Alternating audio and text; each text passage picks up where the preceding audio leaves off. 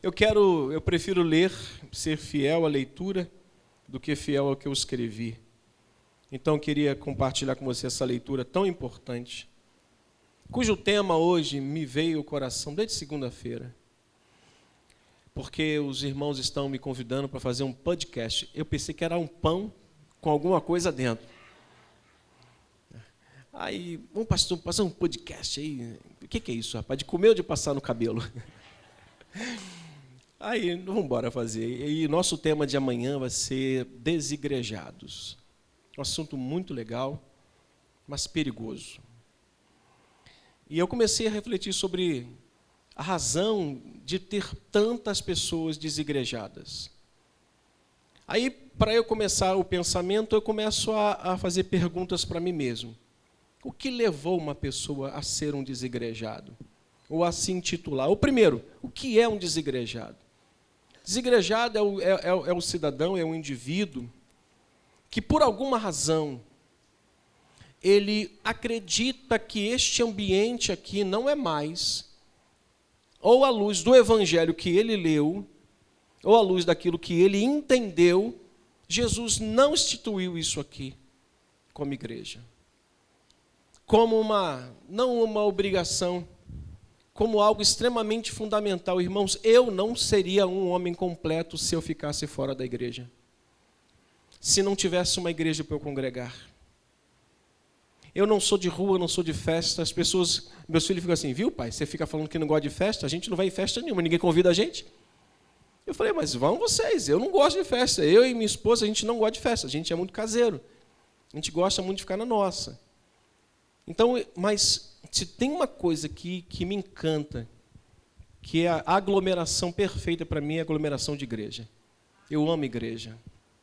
Igreja para mim é tudo, então eu não sei viver sem igreja. Eu jamais seria um desigrejado. Então, e algumas coisas que me veio como pergunta, de quem é esta responsabilidade? É só do desigrejado? Não. Grande parte da responsabilidade vem do púlpito. O púlpito é um dos grandes responsáveis de levar muitas pessoas a serem ou viverem fora do templo. Pela loucura que alguns pastores estão fazendo.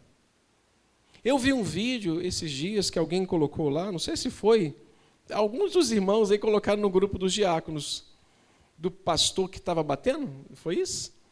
Gente, eu já fui pastor, antes de ser pastor da Nova Vida, eu já fui pastor de uma outra denominação. Quando eu vim para a Nova Vida, eu já vim como pastor. O bispo Walter, o bispo Rubem, Márcio Alves e os demais bispos reconheceram o meu ministério, isso há muitos anos atrás. Estou no ministério desde 26 anos de idade, tenho 49. E a igreja que eu pastoreava, nós fazíamos o corredor. Nós tivemos que confeccionar um Golias de madeira. Era assim, era desse estilo. Aí no final da campanha a gente falou assim, vamos destruir o Golias. O irmão chegou com tanta raiva com um pedaço de pau. Ele arrancou a cabeça do Golias. Eu falei, meu irmão, para que tanta raiva? Coitado. O rapaz que fez, aí depois uma opção de prego para cima, assim, os irmãos pisando. Eu falei, nem, a gente não pisa não. Vocês vão furar o pé. Só que eu me converti, graças a Deus. Eu me converti. E tudo isso passou na minha vida. Mas serviu, alguma coisa me serviu. Serviu bastante para mim, para não fazer. Eu aprendi como não fazer. E essas loucuras levam as pessoas, às vezes, a perderem o interesse e a confiança no púlpito. Mas esse é um assunto para o tal do podcast. Hoje eu queria falar um pouquinho dentro disso. De que forma a gente pode proteger a nossa vida espiritual e o nosso coração contra os interesses do diabo, do mal, de nos tirar da igreja, de enfraquecer a nossa fé, de nos desencorajar na caminhada. Como? De que forma eu olho para esse texto e vejo um homem nos dando um grande ensinamento de como ele venceu um inimigo que estava tentando lhe desencorajar, de tirar a sua mão das ferramentas que estavam a trabalho e talvez olhar para ele e dizer assim, rapaz, você não vai conseguir nada. Diga comigo, eu já sou um vencedor. Você não vai ser não, meu irmão, você já é um vencedor. O fato de você ter Cristo na sua vida te torna um mais do que vencedor, uma pessoa mais do que vencedora. Então nós vamos ler todo esse texto para que a gente possa compreender melhor. Tendo Sambalá ouvido que edificamos um muro, ardeu em ira e se indignou muito, e escarneceu dos judeus. Então falou na presença dos seus irmãos e do exército de Samaria e disse, que fazem esses fracos judeus? Permite-lhes isso? Sacrificarão? Darão cabo da obra num só dia? Renascerão? Acaso dos montões de pó ou de pedra que foram queimados? Estava com ele Tobias, o amonita, e disse, ainda que edifiquem, vindo uma raposa derribará o seu muro de pedra. Ouve, ó nosso Deus, pois estamos sendo desprezados. Cai o seu opróbrio sobre a cabeça deles, e faze que seja um despojo numa terra de cativeiro. Não lhes encubras a iniquidade, e não se risque de diante de ti o seu pecado, pois de ti provocaram a ira na presença dos que edificam. Assim, edificamos o muro, e todo o muro se fechou até a metade da sua altura. Por quê? Leia. Porque o povo tinha ânimo para trabalhar. Mas ouvindo Sambalá e Tobias, os arábios, os amonitas, os asdoditas, que a reparação dos muros de Jerusalém iam avante, e se já se começavam a fechar-lhes as brechas, ficaram sobremodo irados. Ajuntando-se todos os de comum acordo para virem atacar Jerusalém e suscitar confusão ali. Leia o verso 9 comigo. Porém, nós, mais uma vez, nós oramos ao nosso Deus e como proteção, o que eles fizeram? Pusemos guarda contra eles. Não, de noite a gente dormia. De dia e de noite. Então disse Judá, já desfaleceram as forças dos carregadores, e os escombros são muitos, de maneira que não podemos edificar o muro. Disseram, porém, os nossos inimigos, não saberão disso, nem verão, até que entremos no meio deles e os matemos. Assim faremos cessar a obra. Quando os judeus que habitavam na vizinhança deles, 10 vezes nos disseram, de todos os lugares onde morávamos, subirão contra nós. Verso 13, leia, por favor. Então pus o povo por famílias nos lugares baixos e abertos, por detrás do muro. Leia.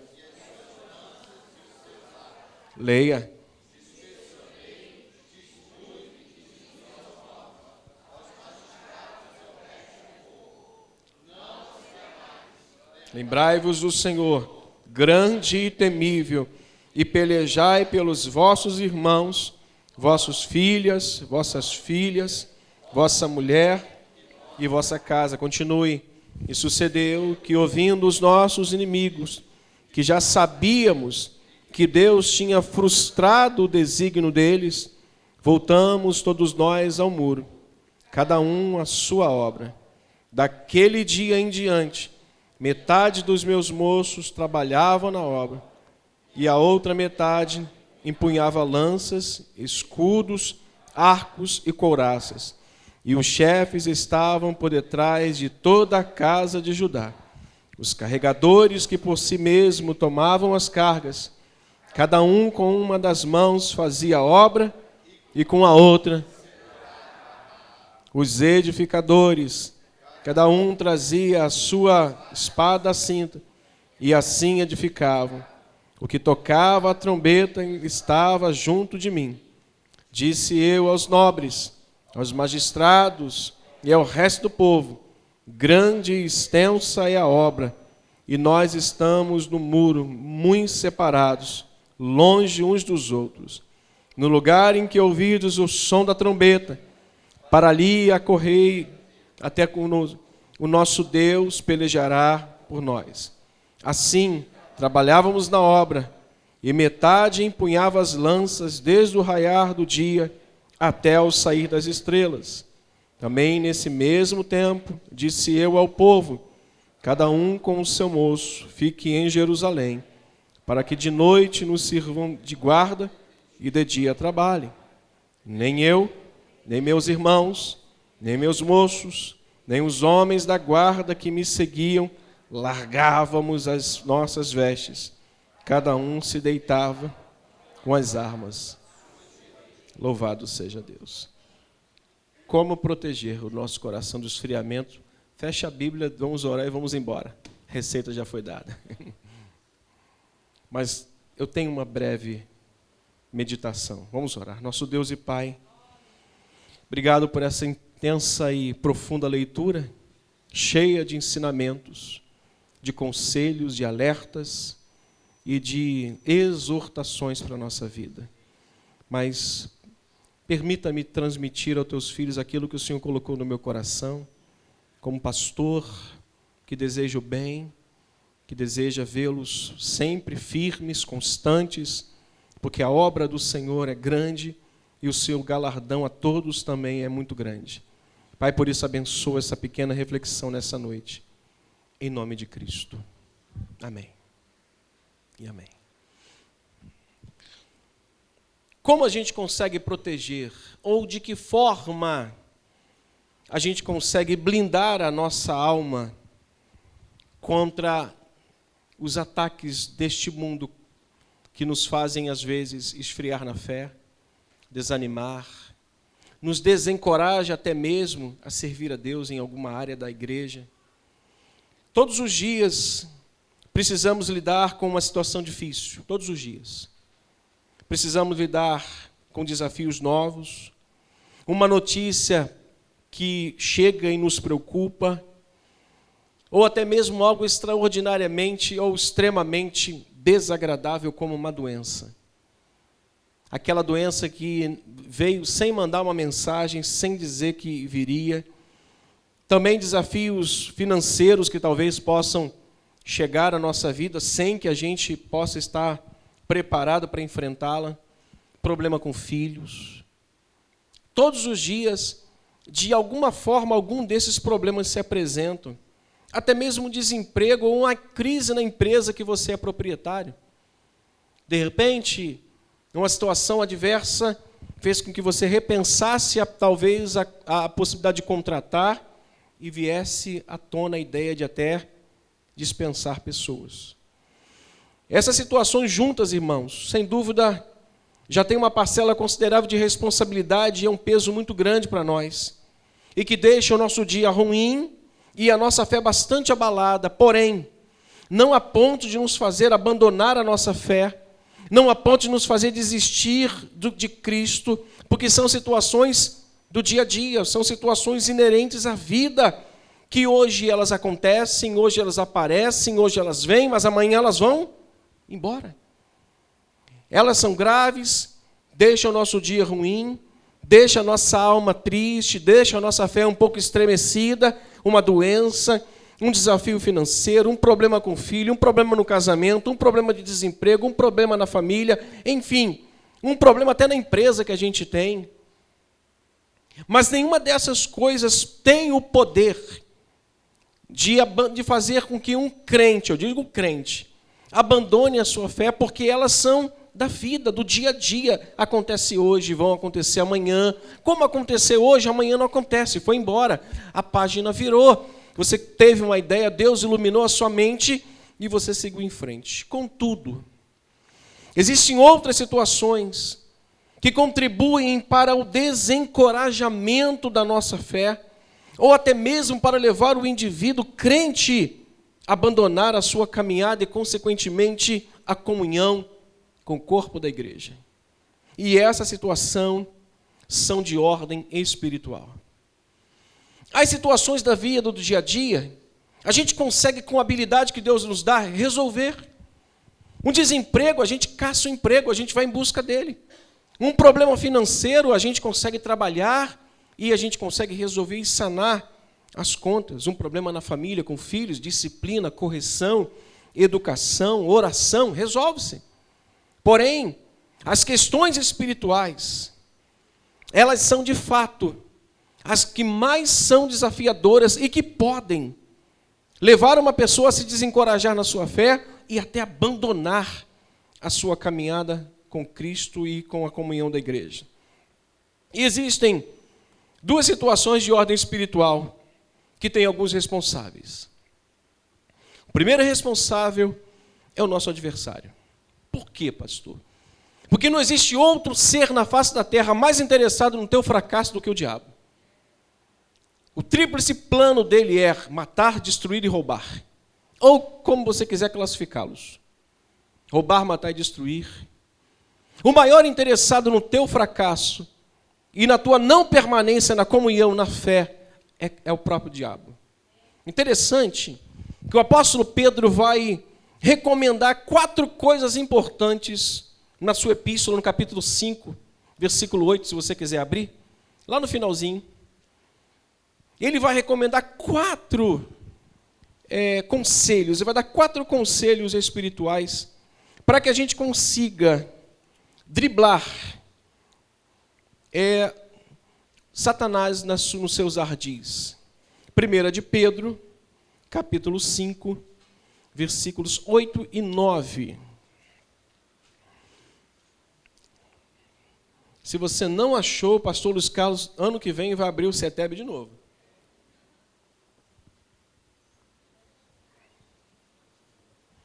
Se você não achou, vai no índice, meu irmão. Não é vergonha, não. Vai lá no índice, procura onde tem 1 de Pedro, procura a página e cai lá.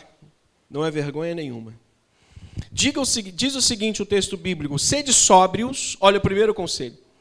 O que ele está dizendo aqui? Sejam sóbrios, ou seja, a tua mente tem que estar completamente livre de qualquer tipo de contaminação. A tua mente tem que estar tão sadia, tão viva, tão ávida, que você vai ter que andar assim o dia inteiro. Para quê? Depois você vai entender. Eles sede sóbrios e vigilantes. O diabo, leia, vosso adversário, anda em derredor como leão que ruge, procurando alguém para tragar. O que Pedro vai dizer? Resisti-lhe, firmes na fé, certos de que sofrimentos iguais aos vossos estão se cumprindo na vossa irmandade até hoje no mundo e em Nova Iguaçu também. Pedro então vai dar 4 conselhos espirituais: sobriedade, vigilância, resistência e firmeza. Irmãos, são 4 segredinhos para que este ser que tem um plano perfeito para tentar tirar você da igreja, abater a sua fé a ponto de você não mais querer congregar. O único jeito é sobriedade, diga comigo, sobriedade, vigilância, resistência e firmeza. Agora, no livro de Jó, Deus vai fazer uma pergunta para Satanás, que nos revela 2 coisas importantes. A primeira delas, a primeira pergunta que Deus vai fazer nos mostra que ele é um ser incansável em tentar fazer o mal. Satanás está passeando e vê Deus abençoando a vida de Jó. Concorda com isso? Nós lemos esse texto, nós conhecemos muito bem. O que Deus pergunta para Satanás? Observaste meu servo Jó? Aí Deus começa a dar o pedigree do camarada. Começa a dar as qualidades dele. Homem temente a Deus, reto que se desvia do mal. Certo? Olha como esse ser é incansável em tentar fazer o mal. Vá lá, capítulo 1 de Jó. Hoje você vai caminhar um pinguinho. Antes de Salmo. Depois de Neemias aí. Jó, capítulo 1, versos 7 a 11. Eu vou ler para ganhar tempo. Diz o texto: então perguntou o Senhor a Satanás: de onde vens? Satanás respondeu o quê? De rodear a terra e de passear por ela. Sem fazer. Perguntou ainda o Senhor a Satanás: observaste meu servo Jó? Porque ninguém é na terra semelhante a ele, homem íntegro, reto, temente a Deus e que se desvia do mal. Olha o que diz ainda o texto, no versículo 9. Então respondeu Satanás ao Senhor: porventura Jó debalde teme a Deus? Acaso não o cercaste com sebe a ele e a sua casa e a tudo quanto tem? A obra de suas mãos o abençoaste e os seus bens se multiplicaram na terra. Estende, porém, a mão, toca-lhe em tudo que tem ou quanto tem, e verás se não blasfema contra ti. Ele é um ser incansável em querer fazer o mal. Como é que eu provo isso e comprovo isso? Capítulo 2. Não satisfeito que aquele homem não murmurou e não atribuiu a Deus coisa alguma com aquilo que aconteceu, a perda do seu patrimônio, a perda dos seus filhos. Vem o verso 1 do capítulo 2, diz: num dia em que os filhos de Deus vieram apresentar-se perante o Senhor, veio também, e entre eles apresentar-se perante o Senhor. Então o Senhor disse a Satanás: de onde vens? Ele respondeu o quê? De rodear a terra e de passear por ela. Perguntou o Senhor a Satanás: observaste o meu servo Jó? Viu como ele não murmurou contra você? Contra mim?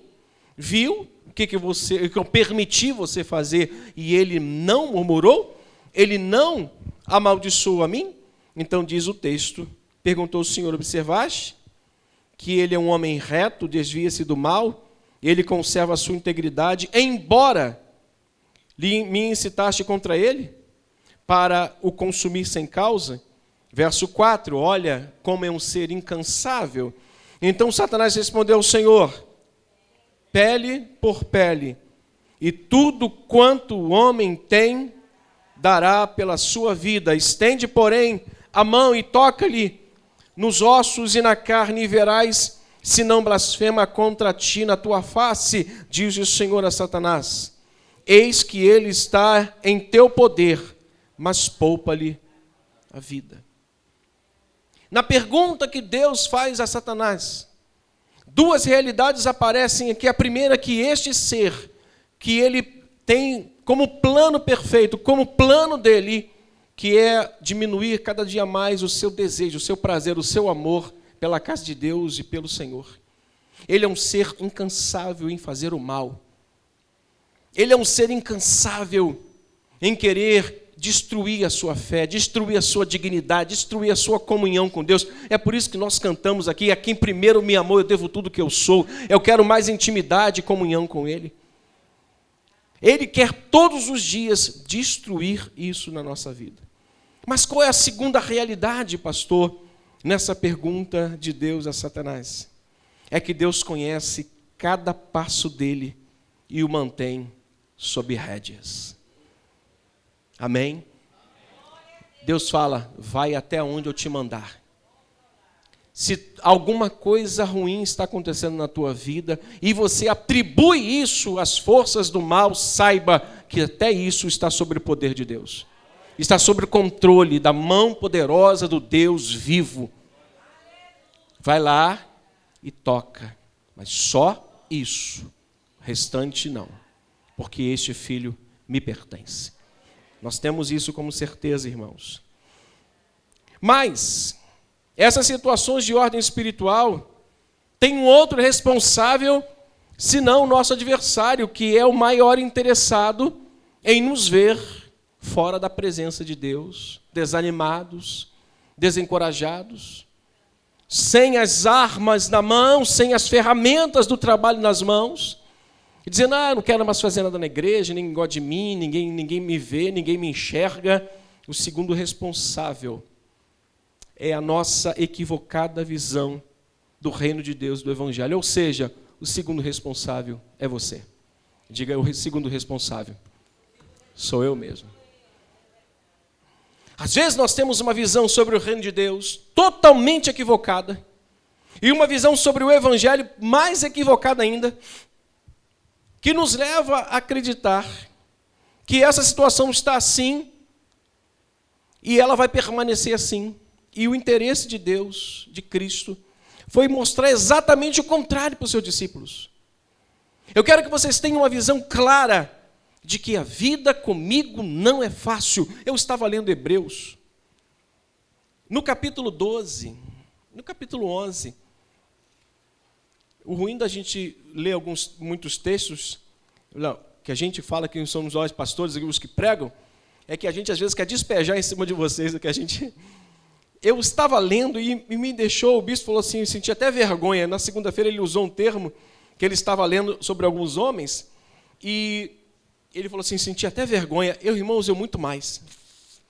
Eu fiquei envergonhado. Diz assim, capítulo 11 de Hebreus, verso 30. Pela fé, ruíram as muralhas de Jericó, depois de rodeadas por 7 dias. Pela fé, Raabe, a meretriz, não foi destruída com os desobedientes, porque acolheu com paz os espias. E que direi mais? Certamente me faltaria tempo necessário para refletir o que respeita a Gideão, de Baraque, de Sansão, de Jefté, de Davi, Samuel e dos profetas, os quais, leia, por meio da fé, subjugaram reinos, praticaram a justiça, obtiveram promessas, fecharam a boca de leões, extinguiram a violência do fogo, escaparam a fio de espada, da fraqueza tiraram força, fizeram-se poderosos em guerra, puseram em fuga exércitos estrangeiros, mulheres, olha aí as varoas aí, ó. Mulher não faz nada na igreja, olha aqui as mulheres aqui, ó. Mulheres receberam pela ressurreição de seus mortos, alguns foram torturados, não aceitando o seu resgate para obterem superior ressurreição. Outros, por sua vez, passaram pela prova de escárnios, açoites, sim, até de algemas e prisões. Leia o 37 e o 38 e tenha um pouquinho, morra de vergonha agora. Foram apedrejados, provados, cerrados pelo meio, mortos a fio de espada, andaram peregrinos, vestidos de pele. Você está vestindo essa roupa bonita agora aí, está com esse sapato de marca aí, ó. Peles de ovelha, de cabras, necessitados, afligidos, maltratados, homens dos quais o mundo não era digno, errantes pelos desertos, pelos montes, pelas covas, pelos antros da terra. Ora, todos esses obtiveram bom testemunho por sua, não obtiveram, contudo, a concretização da promessa, por haver Deus provido coisa superior a nosso respeito, para que eles sem nós não fossem aperfeiçoados. Meus irmãos, dá vergonha às vezes, como a nossa visão sobre o reino de Deus, sobre o evangelho é tacanha, é minúscula.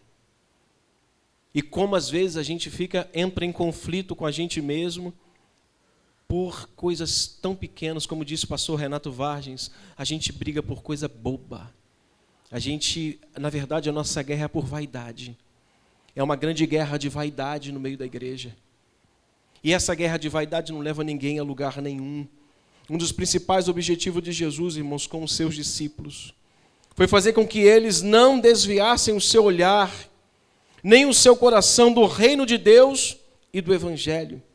O objetivo de Cristo era proteger e preparar o coração dos seus discípulos contra os males e enfrentamentos deles, para que lá na frente, como igreja, como líderes, eles pudessem resistir firmes. E o que aconteceu? Quando esses homens chegaram e assumiram a igreja do Senhor em Atos, irmãos, eles foram uma bomba atômica no mundo. Eles foram uma bênção, eles cresceram, eles pregaram o evangelho. Primeira pregação, 3.000 almas se renderam a Cristo. Quem é o segundo responsável, às vezes, por algumas questões espirituais virem sobre a nossa vida? É o adversário, sim, ele peleja contra nós. Ele não quer o nosso crescimento, ele não quer a nossa firmeza, mas nós somos também os responsáveis. Porque às vezes nós não nos alimentamos corretamente. Criamos o nosso próprio conceito de evangelho. E de que forma Jesus procurou corrigir essa visão? A resposta está em João capítulo 16. Prometo que talvez seja este um dos últimos textos. Capítulo 16 de João. Esses capítulos do 13 ao 17 consiste na última pregação de Jesus para os seus discípulos, na reunião ministerial. E ele está dando aqui as orientações mais importantes para os seus discípulos.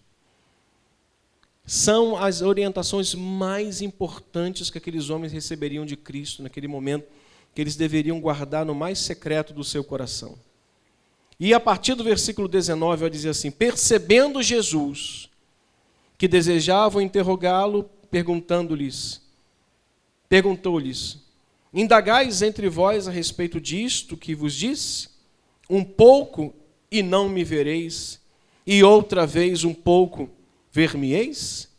Leia por gentileza. Em verdade vos digo, que chorareis e vos lamentareis, e o mundo se alegrará. Vós ficareis tristes, mas a vossa tristeza se converterá. Aí ele ilustra, como é que ele ilustra isso aí que ele acabou de dizer? A mulher, meus irmãos, meus amigos discípulos, quando está para dar à luz, tem o quê? Tristeza. Por quê? Porque a sua hora é chegada. Mas, depois de nascido o menino, já não se lembra da aflição, pelo prazer que tem de ter nascido e ao mundo um homem. Novamente, assim agora vós tendes tristeza, mas outra vez vos verei, e o vosso coração terá alegria, se alegrará, e a vossa alegria ninguém poderá tirar. É isso que Jesus estava tentando incutir na mente deles. Não deixe que as pessoas digam ao contrário do que eu estou falando. Que a vida cristã é só luta. Não, não é só luta. Mas também tem momentos de alegria. Mas também não é só vitória. Porque também tem luta. Esse é o grande mistério. Porque algumas pessoas acreditam que não, é só vitória, irmãos. Ai de mim. Oh, como eu queria que fosse só vitória. Tem dia que é só luta. Tem dia que é só choro, tem dia que é só batalha. Tem dia que a gente tem que matar um leão a cada dia, não é? Mas tem dia que a gente pode fazer um churrasco com ele. Dá ou não dá para fazer um churrasquinho? Então, meus irmãos, Jesus está tratando essa visão equivocada que eles tinham sobre o Evangelho. Como é que a gente identifica quando o Evangelho, e gostei de um texto uma mensagem que um irmão aqui da igreja me mandou do reverendo Augusto de Nicodemos, sobre a mensagem do Evangelho de hoje. A mensagem do Evangelho de hoje ela é recheada de coisas palatáveis, ou seja, é bom para você comer, é gostoso para você ouvir. Mas aí não está o Evangelho. Aonde está o Evangelho? Quando eu aponto para a morte de Cristo na cruz. Onde está o Evangelho? Quando eu encontro Cristo tendo que entregar a sua vida, ou seja, o nome disso é obediência, o nome disso é renúncia, o nome disso é amor, o nome disso é altruísmo, o nome disso é abrir mão da sua glória e colocar os pés aqui e viver como nós, não pecando como a gente, sujar os seus pés gloriosos aqui, mas não fazer o que você e eu fizemos, que foi pecar. O Evangelho aponta para Cristo, aponta para Cristo, aponta para Cristo, aponta para a cruz, mas o Evangelho atual só aponta para a gente, só aponta para a bênção. Diga para o irmão que está do teu lado, você é mais do que vencedor, tá? Mas tu já se converteu, seu miserável? Tu está na prática do pecado, tu está em adultério, você está assim, mas você é mais do que vencedor. Essa é a mensagem. Essa é a mensagem que quer fazer com que a igreja continue cheia ou inchada, porém sem nenhum compromisso. Meus irmãos, é possível que em algum momento, devido às lutas do dia a dia, dessas que eu falei lá em cima, doenças, problemas financeiros, família, ou até mesmo das espirituais, devido a essas lutas, você tenha perdido a motivação. Talvez esteja alguém entre nós aqui que devido a essas lutas tenha perdido a motivação. E uma vez que a gente perde a motivação, uma das coisas que a gente perde é o prazer de orar. O prazer de ter comunhão. Quando a gente pede, dá a mão ao seu irmão. Rapaz, passam uma carga tão negativa que dá até vontade de não dar a mão para um cidadão desse. Quando você perde a motivação, você perde o prazer de orar, você perde o prazer de estar em comunhão com Deus, você perde o prazer de estar próximo a pessoas, de orar com pessoas. Mas eu quero deixar isso claro para vocês, que a Bíblia diz que você não está sozinho nessa história, não. Nós não estamos sozinhos, não. Homens como Timóteo também viveu assim, como você está vivendo hoje. Paulo precisou dizer assim: rapaz, desperta o dom que é em ti. Diga para alguém que está do seu lado: desperta o dom que é em você. Agora fala com voz de bispo Rubem: desperta o dom que é em você. Pessoas como Pedro, junto com os demais discípulos, viram que Jesus tinha morrido. Ele pega a rede e volta para o barco, e Jesus aparece diante deles e diz: meu irmão, não te chamei para vir para cá. Pessoas como aqueles dois no caminho de Emaús. Você não está sozinho não, meu irmão. Talvez em algum momento da sua vida você tenha perdido a motivação, a alegria, tenha perdido a esperança e a coragem de fazer o que você sempre fez para Deus, no seu reino. Mas você não está sozinho. O mesmo Deus que foi buscar os dois homens no caminho de Emaús está aqui nesta noite. O mesmo Deus que foi buscar lá, usou Paulo para pegar Timóteo e reerguê-lo, ele mesmo Deus está aqui nessa noite. O mesmo Deus que foi buscar os discípulos lá pescando, o mesmo Deus está aqui nesta noite para nos encorajar e nos chamar de volta para o seu serviço. Inicialmente, Neemias está enfrentando dois problemas, só para eu finalizar. Qual a primeira realidade que ele enfrenta? O primeiro problema que ele enfrenta é exatamente isso. É o que nós enfrentamos todos os dias. Nós vivemos uma vida real. Diga comigo: eu vivo uma vida real. Ninguém vive um conto de fadas, irmãos. Conto de fada não existe. E ele está diante de uma realidade. Qual é essa realidade? Ele vem com o coração aberto, mas ele encontra uma realidade. Diga comigo: uma realidade. Ele encontra uma realidade, ele olha para tudo, está tudo queimado, está tudo destruído.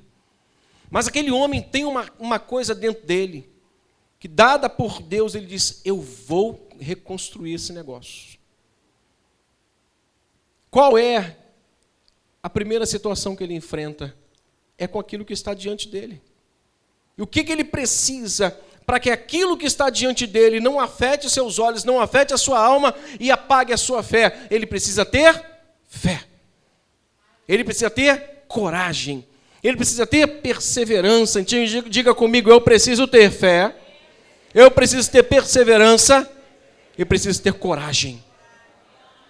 Nós precisamos disso todos os dias para acordar e levantar e enfrentar desafios financeiros, desafio com filhos, na família, na questão espiritual, os ataques do diabo e mais. Para Neemias aqui, foi os ataques humanos, do adversário humano. Em primeiro lugar, nós vamos encontrar Neemias nos dando uma grande lição. Que lição é essa, pastor? Ele rejeita toda a ideia, toda a avaliação que as outras pessoas estão fazendo da sua situação. Sambalá e Tobias e os demais endiabrados ali estavam dizendo assim: vocês, fracos, não vão construir isso. Vocês não vão conseguir. Meus irmãos, rejeite qualquer avaliação que a pessoa fizer contra você. Hoje nós estamos vivendo a era dos excluídos, não, é dos, como é que é o nome? Cancelados. Pastor Alessandro pregou domingo à noite e falou que foi dar uma entrevista para a CNN depois do jogo do Flamengo. O Flamengo acho que perdeu, né? Não é comum isso acontecer, mas acontece. Flamengo perdeu, aí ele não queria sair junto com a bagunça, esperou ele, o filho dele, aí o cara da CNN perguntou se ele poderia dar uma entrevista. Eu não ouvi a entrevista, mas o diácono Alexandre ouviu e me contou. Falei assim: pô, tinham quantas? 600 mil pessoas foram contra ele? Ele é 601. Falei: pô, é isso. Até eu discordei do pastor Alessandro, que ele falou que o técnico tinha que se manter no cargo, tinha que dar mais uma chance para ele. Eu já passava o cerol nele. Tramontina, corte rápido. Cara fraco. Não quero falar de futebol não, porque eu não gosto nem entendo. Mas ele falou que ele recebeu uma enxurrada de críticas pela palavra dele. Sabe o que o pastor Alessandro fez? Continuou vivendo. Ele foi igualzinho Neemias. Eles estavam lá, volte para o texto, por favor. Agora a gente finaliza lá. Neemias. Neemias 4.